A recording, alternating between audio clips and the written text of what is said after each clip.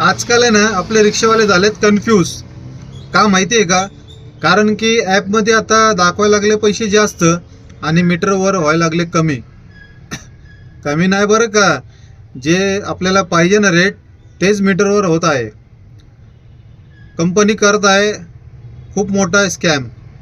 कारण की आपण जे सवय लावलेली कस्टमरला मीटरवर जाण्यासाठी 75 ते 80% कस्टमर यायला लागलेत मीटरवर. ती सवय तोडण्यासाठी ही कंपनी आपल्याला लालच देऊन जास्त पैसे देत आहे ॲपमध्ये आणि आपण मीटर न घालता कस्टमरला तसंच घेऊन जावं म्हणून आपल्याला ॲपमध्ये पैसे जास्त दाखवायला लागलं. आपल्याला हे करायचंच नाही आहे मित्रांनो.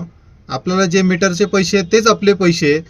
ॲपवाल्यांनी 100 जास्त देऊ द्या, 200 जास्त देऊ द्या, आपल्याला फक्त आपला फोकस जे मीटरवर असायला पाहिजे हे लक्षात घ्या. 3 ते 4 दिवस हे ॲपवाले आपल्याला जास्त पैसे देतील, नंतर परत ते आपले जागेवर येणार.